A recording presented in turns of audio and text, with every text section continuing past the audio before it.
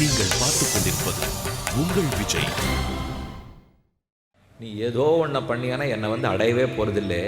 அடைவிப்பவனு நான் தான் இருக்கணும். அடைய போகிற பொருளும் நான், அடைவிப்பவனு நான், உபாயமும் நான், சாத்தியமும் நான். எது சாதிக்க போகிறாயோ நான் தான். அதை இன்னொன்னத்தை வச்சு நீ சாதிக்க முடியாது. என்னை கொண்டு தான் சாதிச்சாகணும். உயர்ந்த ஒரு பொருளை சாதிக்கணும்னால் அதுக்கு தகுந்த சாதனை வேணுமா வேண்டாமா? ஓஹோன்னு ஒரு வீடு கட்டணும்னால் அதுக்கு தகுந்த சாதனை வேண்டாமா? ஓஹோன்னு ஒரு பழம் வாங்கினோம்னா அதுக்கு தகுந்த சாதனம். இப்போ சட்டுன்னு சொல்லுங்க, பிரம்மங்கிற சாத்தியத்தை அடையிறதுக்கு தகுந்த சாதனம் வண்டி ஏதானு வச்சிருக்கீங்களா? இது இந்த இடத்துக்கு வர்றதுக்கு நம்மக்கிட்ட வண்டி இருக்குது. இப்போ வைகுந்தத்துக்கெல்லாம் யாரும் வண்டி பண்ணியிருக்கிறதா தெரியல சுவாமி. அந்த சாதனம்னா இல்லை. அப்போ அதுக்கேற்ற சாதனை தான் அவரே தான். அவருங்கிற பிராப்பியத்த புருஷார்த்தத்தை அடைய அவரே சாதனமாக இருக்கிறாருங்கிறது உண்மை. இதைத்தான் சரணாகதி சரணாகத்தின்னு சாஸ்திரத்தில் சொல்கிறோம். அடைவதும் அவனையே, அடைவிப்பதும் அவனே. அடைவிக்கும் உபாயமும் அவன், அடைந்து அனுபவிக்க வேண்டிய புருஷார்த்தமும் அவன். இதை நம்மாழ்வார் ஒரு பாசுரத்தை ஆச்சரியமாக சாதித்தார். திருக்குடந்தை ஆறாவமுதனை செவிச்சிருக்கீங்களா? கும்பகோணத்துக்கு போனால் ஆறாவமுதன் அபர்யாப்தாமிருதன். திருமழிசையாழ்வாருக்கு அவ்வளவு நெருங்கிய பெருமாள். நம்மாழ்வார் அவரை பற்றி ஒரு பாசுரத்தில், என்னான் செய்கேன் ஆரே கலகன் என்னை என் செய்கின்னாய், உன்னாலல்லால் யாவராலும் ஒன்னும் குறைவேண்டேன், கண்ணார் மதில் சூழ் குடந்தை கிடந்தாய் அடியேன் அருவானாள், சென்னாள் என்னாள் அந்நாள் உனதாள் பிடித்தே சலக்கானே. என் நான் செய்கேன். உன்னை அடைவதற்கு நான் முயற்சி எடுக்க போகிறதில்லை. உன்னை அடைவதற்கு மற்ற பேராலையும் முயற்சி எடுத்து அடைவிக்க முடியாது. நீயும் நாளை கொடுக்குறேன்னு சொல்லாதே. 3 கேள்வி கேட்டார். உன்னை அடையிறதுக்கு நான் முயற்சி எடுக்கவோ, அவர் முயற்சி எடுக்கவோ இல்லை. நான் மற்றொன்னாலையும் ஒன்று அடைய மாட்டேன், என்னாலையும் ஒன்று அடைய மாட்டேன், ஒன்னால தான் ஒன்று அடைவேன். பிடிவாதமாக சொன்னார். என்னாலும் ஒன்று அடைய மாட்டேன், இன்னொன்னுத்தாலும் ஒன்று அடைய மாட்டேன், உன்னால் தான் உன்னை அடைவேன். ஏன் உம்மால் அடைஞ்சிட்டா என்ன? முடியாது. ஏன் மற்ற பேரால் அடைஞ்சா என்ன? அவளும் என்னாட்டம் தானே தவிச்சுருக்கா. யாருக்கும் கிடைக்கல. இப்போ நான் ஒன்று அடையணும்னா அவரும் தான் தவிச்சுருக்கார். சாமி அவர் வேணால் பிடிச்சிக்கலாமண்ணா. வரிசையில் கொஞ்சம் 10 ஆள் முன்னாடி நின்றுருக்கார். இவ்வளோதான் வித்தியாசமே தவிர அவராலையும் நான் ஒன்று அடைய முடியாது, என் பிரயத்தனத்தாலையும் அடைய முடியாது. உன் அருளால தான் நான் அடையப் போகிறேன். நாட்டினான் தெய்வமெங்கும் நல்லதோர் அருள் தன்னாலே காட்டினான், உய்பவர் குய்யும் வண்ணம் திருவரங்கம் கேட்டிரே நம்பி மீறுகாள் கருடவாகனன் நிற்க சேட்டதன் மடியகத்து செல்வம் பார்த்திருக்கின்றீரே. இது திருமாலை 10வது பாசுரம். தொண்டரடிப்புடி ஆழ்வாருடைய பாசுரம் 10வது பாசுரத்தில் இப்போ நமக்கு வேண்டிய தலைப்பில் இருக்கிற 2 சொல்லு இருப்பாருங்க. நாட்டினான் தெய்வமெங்கும் நல்லதோர் அருள் தன்னாலே காட்டினான் திருவரங்கம், உய்பவர் குய்யும் வண்ணம் கேட்டிரே நம்பி மீறுகாள். கேட்டிரேன்னு கூப்பிடுறாரோ இல்லையோ, அப்போ அன்று கேட்டது. எப்போ கேட்டிரேன்னு தொண்டரடிப்புடி ஆழ்வார் சொன்னாரோ அது அன்று கேட்டது. கருடவாகனன் நிற்க சேட்டதன் மடியகத்து செல்வம் பார்த்து இருக்கின்றீரே. எப்போ இருக்கின்றீரேன்னு முடிச்சாரோ அப்போ இன்று இருப்போம். அவர் கேட்டிரேன்னு ஆரம்பித்து இருக்கின்றீரேன்னு முடிச்சாரோ இல்லையோ, அப்போ அன்று கேட்டது கேட்டபடிக்கு இன்னைக்கு இருக்கணும். என்ன சொல்ல வர்றாருனால், பெருமானை அடைவதற்கு மற்றொருத்தனை தேடாதே, ஆகாது. அவரை அடைவதற்கு அவர்தான் ஆவார். அதனால் அவர் திருவடிகளை பற்றித்தான் அவர் அடைய முடியுமே தவிர உன்னாலும் அவர் அடைய முடியாது, மற்றொன்னாலும் அவர் அடைய முடியாது. அப்போ அவராலே அவரை அடைதல். இந்த உண்மையை தெரிஞ்சுக்குவார் சொன்னா, தெரிஞ்சின்றவன் தான் ஏவம் யோவேத்தி தத்துவத்தா, அவன் தான் என்னை உண்மையாக தெரிந்து கொண்டவன் ஆகிறான். அர்ஜுனனுக்கு ஒரு சின்ன சந்தேகம். அது எப்படி கண்ணா நீ பிராப்பியமாக இருப்ப? நான் மாம்பழம் சாப்பிட்டா அது பிராப்பியமாக இருக்குது, எதனால்? நன்னா பதில் சொல்லணும். இப்போ நீங்கள் மாம்பழம் சாப்பிட்டா பிராப்பியம் இருக்குது, எதனால்? பூவை சூடின்றா நன்னா, ரொம்ப நன்னா இருக்குது, தெம்பாக இருக்குது, பெருமையாக இருக்குது, எதனால்? இப்போ ஏதோ படிக்கிறோம், படித்தா படமெல்லாம் போட்டிருக்கு, நன்னா இருக்குது, பார்த்தா நன்னா இருக்குது, எதனால்? தண்ணீர் குடிக்கிறேன், அதனால் தாகம் அடங்கிறது. ஏன் தண்ணீர் குடிக்கிறதுக்கு விருப்பம் இருக்குது, எதனால்? நெருப்பில் விருப்பம் இருக்குது, எதனால்? நன்னா ஊட ஆட படப்படா நன்னா காய்ச்சல்லாம் வச்சு கட்டிக்கிற மாதிரி கட்டிக்கிறதுக்கு 10,000 வாங்கினேன், ரொம்ப நன்னா வாங்கினேன், ஒன்று 3500 வேட்டி மயில் கஞ்சரிக்கை போட்டு, எதனால்? அப்போ இந்த வேட்டி ரொம்ப பிடிச்சிருக்கே, எதனால்? புஷ்பம் ரொம்ப பிடிச்சிருக்கே, எதனால்? தண்ணீர் பிடிச்சிருக்கே, எதனால்? மாம்பழம் பிடிச்சிருக்கே, எதனால்? விளக்கு பிடிச்சிருக்கே, எதனால்? இதெல்லாம் அர்ஜுனன் மனசில் சந்தேகம் போ. எனக்கு இதெல்லாம் தானே புருஷார்த்தம் புருஷார்த்தம்னு படுறது. நீ ஆனால் மாற்றி நீ புருஷார்த்தங்கிறியே. எனக்கு மாம்பழம் தானே புருஷார்த்தம், வேட்டி தானே புருஷார்த்தம், வீடு தானே புருஷார்த்தம் என்று அர்ஜுனனுக்கு சந்தேகம். கண்ணன் அடுத்த ஸ்லோகத்தில் சமாதானம் சொன்னார். ரசோகம் அப்சு கௌந்தேய பிரபாஸ்மி சசி சூரியோ பிரணவ சர்வவேதேஷு சப்தக்கே பௌருஷம் ரிஷு. இதை போல் நிறையா ஸ்லோகம். முதல் ஸ்லோகம் மட்டும் என்னன்னு சொல்கிறேன். ரசோகம் அப்சு கௌந்தேய. கௌந்தேயா, நீ நல்ல கேள்வி கேட்டேன். ஏன் தண்ணீர் குடிக்கிறேன்னு தானே கேட்டேன், ஏன் மாம்பழம் சாப்பிட்றதானே கேட்டேன், ஏன் வேட்டி உடுத்திக்கிறேன்னு தானே கேட்டேன். இப்போ சொல்கிறேன் கேள். நன்னா நமக்கு பதில் தெரியுமே. ஏன் தண்ணீர் குடிக்கிறோம்? அதில் ரசம் இருக்குது, தாகத்தை அடக்கிறது. இதனால் தண்ணீர் குடிக்கிறோம். எதனால நமக்கு அக்னி பிடிச்சிருக்கு, அதில் எரிக்கிற சக்தி இருக்குது, தளிய பண்ணுறது. ஆனால் குடுகுடு வசதி இருக்கா? நமக்கு நெருப்பெல்லாம் போக்குறது குடுகுடு வசதி இருக்குது, பிடிச்சிருக்கு. மாம்பழம் நன்னா இருக்கா? ரசம் இருக்குது, பிடிச்சிருக்கு. வேட்டி நன்னா இருக்கா? மானத்தை மறைக்கிறது, இன்னொருத்தர் இடத்துல நன்னா அபிமானத்தை பெற்று கொடுக்கறது, அதனால பிடிச்சிருக்கு. அப்போ அந்த ஒரு பொருளையும் ஒரு தன்மையை சொல்லிட்டார் அர்ஜுனன். எனக்கு தண்ணீர் பிடிச்சிருக்கு, ரசம் இருக்குது, தாகத்தை போக்குற சக்தி இருக்குது, நெருப்பு பிடிச்சிருக்கு, எரிக்கிற சக்தி இருக்குது, தளிகை பண்ணுற சக்தி இருக்குது, வேட்டி பிடிச்சிருக்கு, மானத்தை மறைக்கிற சக்தி இருக்குது. ஆகையால் தான் எனக்கு அதெல்லாம் பிடிச்சிருக்கு. நான் உன்னையும் புருஷார்த்தமாக கொள்ளணும். எனக்கு இதெல்லாம் புருஷார்த்தமாக இருக்கேன்னா அது அதில் இருக்கிறதுனால பிடிச்சிருக்கு. கண்ணன் அதுக்கு சமாதானம் சொன்னார். அந்தந்த தன்மை அந்த பொருளுக்கு யார் கொடுத்ததா நினச்சின்னு இருக்கே அர்ஜுனா. ரசோகம் அப்சு கௌந்தேய. அப்சு, தண்ணீருக்குள் நான் ரசமாக. தண்ணீருக்கு ரசம்னு ரொம்ப சொல்லிட்டு இருக்கியே. அந்த தண்ணீரை ஆதி காலத்தில் படைச்சேன். படைச்சுட்டு அதில் தான் சயனிச்சுட்டு இருந்தேன். அதனால தான் ஆப்போ நாரா இது புரோக்தாக ஆப்போவை நரசூனவா. அதுக்கு அதற்குரியதை நான் தான் கொடுத்துருக்கேன். மாம்பழத்துக்கு இருக்கிற ரசத்தை நான் தான் கொடுத்தேன். ஆடையில் இருக்கிற மறைக்கிற சக்தியை நான் தான் கொடுத்தேன். நெருப்பில் இருக்கிற எரிக்கிற சக்தியை நான் தான் கொடுத்தேன். அப்புறம் வேதத்தில் இருக்கிற பிரணவ சக்தியை நான் தான் கொடுத்தேன். ஆகாயத்தில் இருக்கிற ஹோங்கிற சப்த சக்தியே நான் தான் கொடுத்தேன். இது ஒன்று. ரசோகம் அப்சு கௌந்தேய பிரபாஸ்மி சசி சூரியயோகோ. சந்திரன் நிலா குழுன்னு இருக்கேன்னா அதுக்கு இருக்கிற ஒளி நான் தான் கொடுத்தேன். சூரியன் நல்லா தப்பிக்கிறாரேனா அதுக்கு இருக்கிற ஒளி நான் தான் கொடுத்தேன். அர்ஜுனன் சட்டுன்னு கேட்டார். வாஸ்தவம் இது அதுக்கு நீ கொடுத்துருக்க, மறுக்கலை. நீ கொடுத்தவன்கிறதுக்காக அவனை நான் மதிக்கிறேன். ஆனால் அந்த பொருள், அந்த தன்மை அதோடது தானே. ஓஹோ, கொடுத்துருக்கேன்னு சொன்னதை நீ தப்பாக புரிஞ்சுட்டியா அர்ஜுனா? இத்தனை நாடி நான் சொன்னது அப்போ உனக்கு புரியவே இல்லை போட்டிருக்கேன். இது இத்தனை சொத்தும் என்னது? தாழ்ந்த சொத்து உலகம், உயர்ந்த சொத்து நீ. இது ரெண்டுத்துக்கு நான் தான் ஆதாரம். என்னை விட்டு பிரிந்து இது நிற்கவே நிற்காது. இதெல்லாம் இத்தனை நாடி சொன்னேன்னு அர்ஜுனா?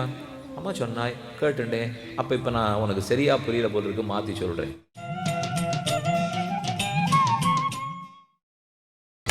நீங்கள் பார்த்துக் கொண்டிருப்பது உங்கள் விஜய். தண்ணீருக்கு இருக்கிற ரசத்தை கொடுத்தேன்னு நினச்சிட்டு இருக்கியா? இல்லை, தண்ணீரில் இருக்கிற ரசம் நானே. சூரிய சந்திரர்களுக்கு ஒளி கொடுத்தேன்னு நினைக்கிறியா? இல்லை, சூரிய சந்திரர்கள் இருக்கிற ஒளி நானே. வேதத்துக்கு ஓங்காரத்தை கொடுத்தேன்னு நினைக்கிறியா? இல்லை, வேதாத்தினுடைய ஓங்காரம் நானே. ஆகாசத்துக்கு சப்த சக்தி கொடுத்தேன்னு நினைக்கிறியா? இல்லை, கே சப்தா, அதில் இருக்கிற சப்தமே நானே. நிருஷு, ஆண்களிடத்திலோ மனிதர்களிடத்திலோ காரியம் பண்ணுற சக்தி இருக்கே, அந்த சக்தி நான் கொடுத்தேன்னு நினைக்கிறியா? இல்லை, அந்த கர்த்திருத்த சக்தியும் நானே. அப்போ எதனால நீ பிடிச்சிருக்குன்னு சொன்னேன்?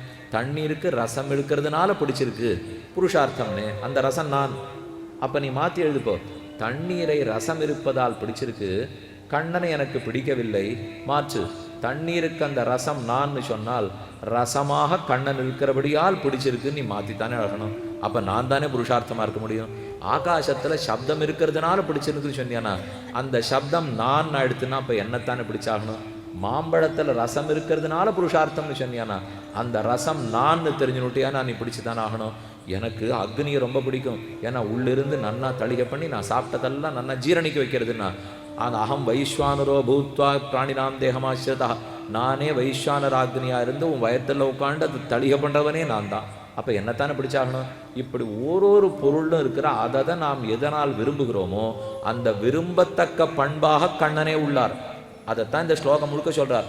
ரசோகம் அப்சு கௌந்தேய பிரபாஸ்மி சசிசூர்யோஹோ வேதேஷு பிரணவம் வேதேஷு சர்வ வேதேஷு பிரணவம். பிரணவமாக இருக்கேன். கே சப்தம், சப்தமாக ஆகாசத்தில் இருக்கிற சப்தமாக இருக்கேன். நிருஷு, மனிதர்களிடத்துல கர்த்திருத்த சக்தி பௌருஷம் இருக்கோ இல்லையோ. ஒரு மனிதன் இருந்தால் அவரிடத்துல பௌருஷம் இருக்கு, கர்த்திருத்த சக்தி இருக்கோ இல்லையோ. பௌருஷம் நிருஷு. கடைசியாக முத்தாய்ப்பு வைத்தா போல கண்ணன் சொல்றார்.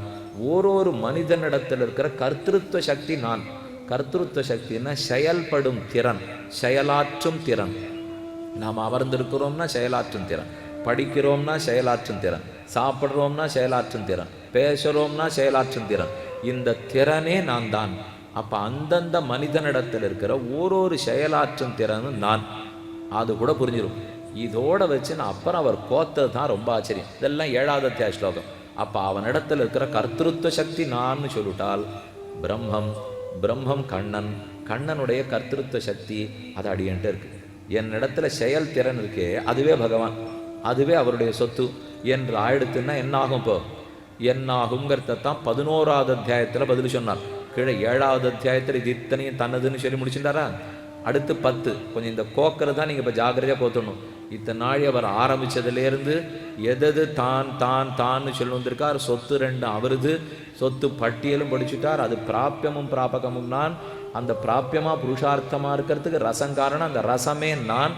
அதனால என்னத்தான் உனக்கு பிடிச்சிருக்கணுங்கிற அளவுக்கு சொல்லிட்டார். 10வது அத்தியாயம் திருப்ப ஆரம்பிச்சது.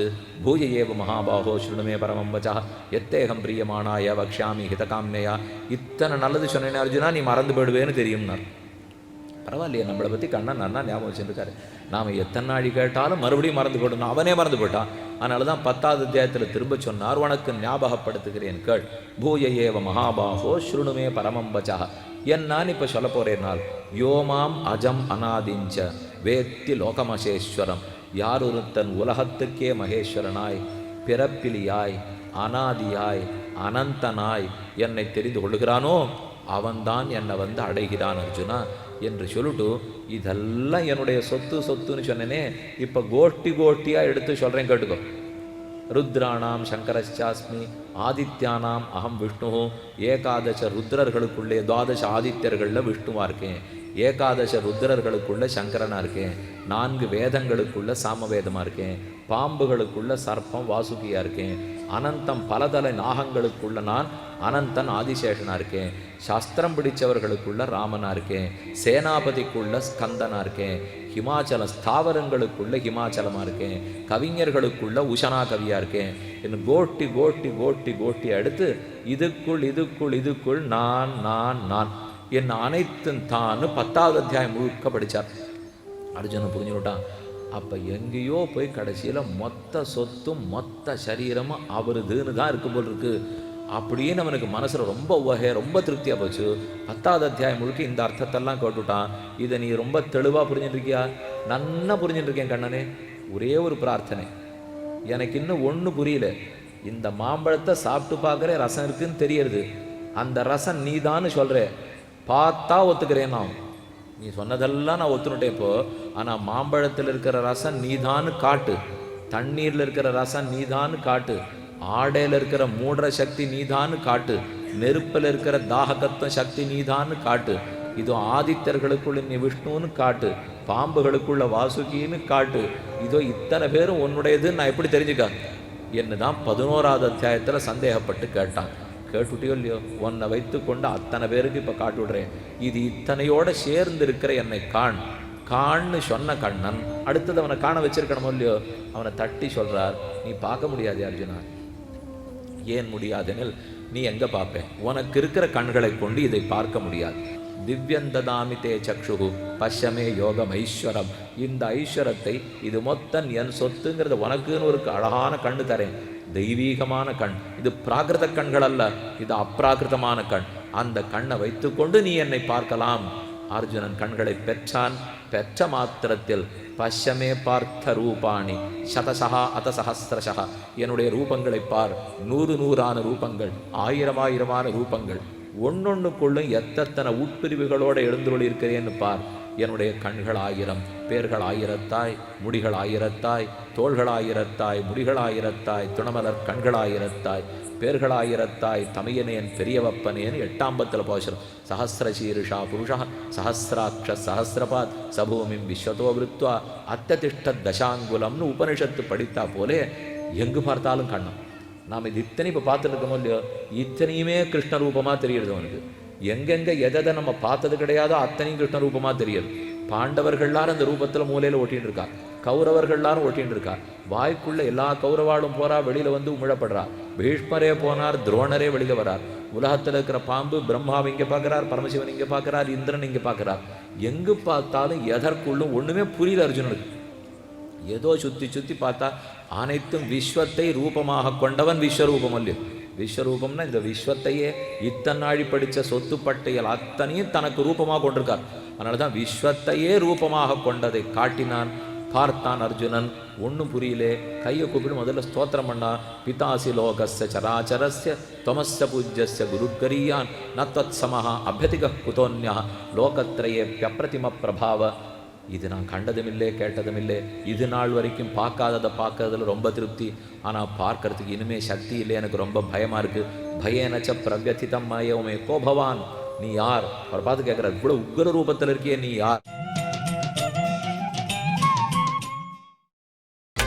நீங்கள் பார்த்துக் கொண்டிருப்பது உங்கள் விஜய். இது நாள் வரைக்கும் பார்க்காததை பார்க்கறதுல ரொம்ப திருப்தி.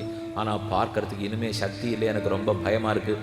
பயனச்ச பிரவியதிதம் மயவுமே கோ பவான், நீ யார்? அவர் பார்த்து கேட்குறாரு, இவ்வளோ உக்ர ரூபத்தில் இருக்கியே, நீ யார்? கண்ணன் அந்த ரூபத்தோட இடி இடிச்சா போல அவனுக்கு பதில் சொன்னார். அகம் காலோஸ்மி, நான் காலன், பூமியினுடைய பாரத்தை தீர்ப்பதற்காக வந்திருக்கிறேன். அதில் நீ ஒரு சின்ன பகடைக்காய், அவ்வளவே. ஏதோ நீ வந்து எனக்கு கையில் இருக்கிற ஒரு கருவியாட்டம் இருக்கிறாய். நிமித்த மாத்திரம் பவ சப்தசாச்சின்னு தஸ்மாத் யுத்தஸ்வ யசோலபஸ்வ. நீ ஒரு நிமித்தம், சின்ன கருவி. செத்த பாம்பு அடிக்கிறாப்புல அடி அர்ஜுனா, நீ பாம்பு அடிக்க வேண்டிய தேவையில்லை. எப்போ நான் பாண்டவ தூதனாக ராஜசபைக்குள் வந்து திரௌபதி பரிபவப்பட்டதை கண்டு பொறுக்காமல் துச்சாசனனை உள்ள நுழைஞ்சவுடனே கண்களில் தீப்பொறி பறக்க பார்த்தேன். அன்று 100 பேரை கொன்றேன். அவர்கள் இன்று வெறும் நடைப்பிணமாக நிற்கிறார்கள் ஒழிய, என்னைக்கு நான் நின்ற ராஜசபையிலே இந்த சபையில நம்ம திரௌபதி பரிபவப்படுத்தப்பட்டாள்னு தோணித்தோ அப்போதே கொண்டுட்டு எல்லாரையும் தொடலை பெருதுடை சுத்தோசனனை அளவடித்தானே அச்சோ அச்சோன்னு பெரியாழ்வார் பாசம். கடல் மன்னர் சூட கதிர் போல் விளங்கி எழலுற்று மீண்டே இருந்து தொடலப் பெருதுடை துச்சோதனனை அடல விழித்தான். கண்ணன் தீப்பொறி பறக்க பார்த்து அத்தனை பேரும் எரிஞ்சு சாம்பலாயிட்டாலும். அப்போ இப்போ அர்ஜுனன் என்ன பண்ண போறாருனால், அந்த நாளில் படம் எடுத்து பார்ப்பாங்க. வேட்டைக்காரர்களை கூட்டு ஏதாவது ஒரு மானு புலி அடிச்சுடுவா, அடிச்சுட்டு அது கீழே படுத்துட்டு இருக்கோம். அது மேலே காலை வச்சுன்னு இப்படி துப்பாக்கி வச்சுன்னு படம் எடுத்து மாட்டின்னு பாரு. அதை போலத்தான் இப்போ அர்ஜுனன் பண்ணப்போ. அவள்லாம் அடிக்கவே இல்லை, காட்டு பக்கமே அந்த சுவாமி தெரியாது. ஆனால் யாரான்னு ஒருத்தரை வச்சு அடித்து இவர் மேலே இப்படி காலை வச்சுன்னு படம் எடுத்து மாட்டின்ற வரவேற்பறையில் மாட்டியிருப்பார். அதை போல் கண்ணு சொல்லிட்டார், நான் எல்லாம் முடிச்சாச்சு அர்ஜுனா, நீ வேணும்னா காண்டிபத்தை வச்சுன்னு 2 அம்பை விடு, செத்த பாம்பு அடிக்கிறாப்புல அடி, அடித்ததுக்கு பேர் வாங்கிக்கோ விஜயன் விஜயன். அவ்வளவே நீ செய்ய வேண்டியது. நிமித்த மாத்திரம் பவ சவ்யசாச்சின்னு, என் கையில் கருவியாக இரு. அப்போ நாம் கருவியா, கருவியை வீசுபவனா? நான் வீசுபவனா, நான் கருவியா? நான் கருவி. வீசுபவன் கண்ணன். வீசுபவன் கண்ணன்கிறதே 11வது அத்தியாயத்தில் மட்டும் இல்லை. இப்போ நம்ம கீழ் அத்தியாயம் 7வது அத்தியாயத்தில் பார்க்கறச்சே நரர்களில் மனிதர்களிடத்தில் இருக்கும் கர்த்திருவ சக்தி நான்னு சொன்னாரோ இல்லையோ. இப்போ கொஞ்சம் அதோட நீங்கள் சேர்த்து பார்த்துக்கணும். இது மனிதனிடத்தில் இருக்கும் செயலாற்றும் திறன் நான் 7வது அத்தியாயத்தில் சொல்கிறார். 11வது அத்தியாயத்திலே என் கையில் இருக்கும் கருவியாக செயல்படு போதும்னு சொல்கிறார். அப்போ கருவியை செயல்படுத்த வேண்டியது யார்? கருவியை வச்சுருக்கிறவர் தானே படித்தாகணும். அப்போ நாம அவர் கையில் கருவியாக தான் இருக்கும். ஆனால் இந்த கருவி தன் ஆசைப்படி நடக்கக்கூடாது. ஒரு கருவின்னு தெரிஞ்சுட்டாலே அப்போ கருவியை உடையவனுடைய ஆசைப்படி தானே நடந்தாகணும். ஒரு கத்தியை நான் வச்சுருக்கேன்னா தன் இஷ்டப்படியாக காயப்போய் விட்டும், நான் இஷ்டப்படி தானே வைக்கணுங்கோ. அதில் நாம் பண்ணுற ஒரே தப்பு, கருவின்னு தெரிந்து கொண்டு அவனுக்கு நான் பரதந்திரன் சேஷன், அவர் விருப்பப்பட்டபடி நடக்க வேணும்னு புரிந்து கொள்ளாமல் கருவியாக இருந்து ஏன் விருப்பப்பட்டபடி நடக்க ஆரம்பிக்கிறேனோ இல்லையோ, அங்கே தான் அவருக்கு நமக்கும் பொருந்தாமை ஏற்படுகிறது. அதனால தான் மாறி மாறி சம்சாரத்தில் பிறக்கிறோம். நாம் அவர் கையில் இருக்கிற கருவி, அவர் எப்படி விருப்பப்படுகிறாரோ அப்படித்தான் நடப்போம் என்று இருக்க வேண்டும்.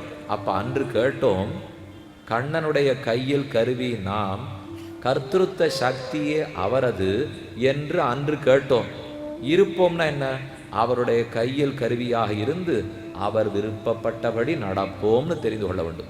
அப்போ அவர் தான் ஆதாரம், அவர் காரணம், அவர் சுவாமி, அனைத்தையும் தாங்கிறவர்னு தெரிஞ்சுக்கிட்டோம். அவர் கருவியை கையில் கத்தியை வச்சுருக்கிறவர், அதுவாக நாம் இருந்து கொண்டு அப்போ அவர் விருப்பப்பட்டபடி நாம் இருக்க வேண்டும் இல்லையோ. அவர் விருப்பப்பட்டபடி நாம் இருக்கணும்னு ஏதாவது பண்ண வேண்டாமா? என்ன பண்ணணும்னால் அதைத்தான் 10வது அத்தியாயத்தில் மச்சித்தாக மத்கத பிராணாக போதையந்த பரஸ்பரம். நான் என்னுடைய பக்தன் 4 பேர் சேர்ந்தாலே என்னையே நினைக்கிறான், என்னையே ஆடுறான், என்னையே பாடுறான், என்னை பற்றியே நாம சங்கீர்த்தனம் பண்ணுறான். தனக்குன்னு விருப்பம் வச்சுக்கிறது இல்லை. ஒரு கருவி தான் விருப்பப்படுமா அல்லது உடையவனுடைய விருப்பத்தை நிறைவேற்றுமா? அதனால்தான் ஆண்டாளும் தன்னுடைய பாசுரத்தில் நெய்யுண்ணோம் பாலுண்ணோம் எங்க விருப்பம், நாங்க போக பொருளெல்லாம் ஆசைப்படப்பதில்லை, பின் என்ன செய்வோம், பார்க்கடலுள் பையத்து இன்ன பரமனடி பாடி அவன் திருநாமங்களை பாடுவோம், நாங்கள் போகப் பொருள்களை அனுபவிக்க மாட்டோம், அப்படித்தான் வாழ்க்கை வாழ்வோம். அதையே தான் தொண்டரடிப்படியாழ்வார் சாதிக்கிறார். இதை பெருமானிடத்தில் எதிர்பார்த்துன்னு இருக்காமல் கருடவாகனன் நிற்க சேட்டதன் மடியகத்து செல்வம் பார்த்திருக்கின்றீரே, அவர் ஆதாரம் காரணம் அனந்தன் சுவாமி சேஷி எல்லாத்துக்குள்ள இருக்கிற அந்தராத்மா, அவனே ஸ்ரீயப்பதி சத்தியம் ஞானம் அனந்தம் பிரம்மான்னு நீ கேட்டோம். இதைத்தான் கண்ணன் ஸ்ருணு ஸ்ருணு ஸ்ருணுன்னு திரும்ப திரும்ப சொன்னார். அப்போ நன்னா கேட்டுவிட்டு நாம் எப்படி இருக்க வேண்டும்னால், அவர் கையில் கருவியாய் நம்மை ஆட்டுவிப்பவன் அவன்னு தெரிந்து கொண்டு அவர் விருப்பப்பட்டபடி நடந்து அதில் குறுக்கே என் ஆசையை புகுத்தி குழப்பாமல் அவர் எப்படி ஆசைப்படுகிறாரோ அந்த வழியே போய், ஒரு நல்ல நீச்சல் வீரரை கேட்டு பாருங்க, ஆற்றலை சிக்கினுட்டார்னா நதி வேகத்தோடு போய் கரையேற தெரியணும். வேணும்னு எதிர்த்து போட போனோம்னா தோள்பட்ட கொஞ்ச நாள் வலி கண்டுபடும், அப்புறம் அடிச்சுன்னு போடுவோம். அந்த நதி போகிற வேகத்திலேயே நீச்சல் போண்டு போகணும். கொஞ்சம் அப்படி குறுக்காப்பில் போகிறாப்பில் இருந்தால் ஒரு பாறையை பிடிச்சின்னு மரத்தை பிடிச்சின்னு ஏறிடுவா. அதை போல் பிரம்மங்கிற நதி வேகமாக அடிச்சுன்னு போகும். அதை எதிர்த்தெல்லாம் நம்மால் ஏதும் செய்ய முடியாது. அந்த நதி வேகத்தோடு நாம் போய் அந்த பாறையாட்டம் அவர் திருவடிகளை பிடிச்சிட்டு அங்கேயே திட்டி ஏறிடணுமே தவிர, இதை விட்டு விட்டு நான் எதிர்த்து என்னத்தையோ பண்ண போறேன் நோக்கன்னு ஆரம்பித்தோம்னால் வேகத்தை எதிர்த்து நம்மால் நீச்சல் போட இயலாது. இந்த ஜீவன் நல்ல ஞானமுடையவராக இருந்தாலும் அச்சேதனத்துக்கும் ஜீவனுக்கும் ஒரு வித்தியாசம் இல்லை, ரெண்டும் சொத்து. ஜீவாத்மாவுக்கு அறிவு உண்டு, அச்சித்துக்கு அறிவு இல்லை. அதுக்குன்னு நமக்கு அறிவு இருக்குங்கிறதுக்காக நம்ம இஷ்டப்படி நடக்கிறதுக்கு இல்லை. இந்த மாம்பழத்துக்கு அறிவு இல்லை, அது பராகர்த்தம். ஜீவாத்மாவுக்கு அறிவு இருக்கு. உடனே நம்ம என்ன தெரியுமா தப்பா புரிஞ்சுக்கணும், இந்த ரெண்டே வரி ஞாபகம் வச்சுங்க. அதுக்கு அறிவு கிடையாது, நமக்கு அறிவு இருக்கு. ஆகவே நம்ம இஷ்டப்படி நடக்க வேண்டும் புரிஞ்சுட்டோம். ஆனால் ஆச்சாரியர்கள் சொல்றது என்ன தெரியுமோ, அதுக்கு அறிவு கிடையாது, உனக்கு அறிவு இருக்கு, ஆகவே அவன் இஷ்டப்படி நடக்கணும்னு புரிஞ்சுக்கோங்கிறான். ரெண்டு ஆகவே தான். இப்போ அதுக்கு அறிவில்லை, எனக்கு அறிவு இருக்கு, அதனால என்ன தெரிஞ்சுக்கணும்னால் அதனால சுதந்திரமா செயல்படணும்னு நம்ம நினைக்கிறோம். இல்லை, அதனால பரதந்திரமா செயல்படும்னு நினைச்சுக்கோ. அறிவு இருக்கிறதுக்கே பயன் என்ன? அவனுக்கு நான் அடிமை, அவனுக்கு தொண்டு புரிவதற்கு இருப்பவன், அவன் ஆதாரம்னு தெரிஞ்சுக்கிறது தான் அறிவு. ஆனால் நாம் அறிவுன்னு நினச்சிருக்கிறது, சுதந்திரர்கள்னு நினச்சிக்கிறது அறிவுன்னு நினச்சுட்டோம்.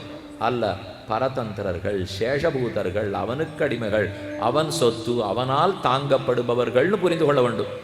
அன்று என்றோ ஆண்டாளிடத்தில் கேட்டது, தொண்டரடிப்பொடியாழ்வாரிடத்தில் கேட்டது, கண்ணனே கீதையில சொன்னது, அதெல்லாம் நாம அன்று கேட்டது.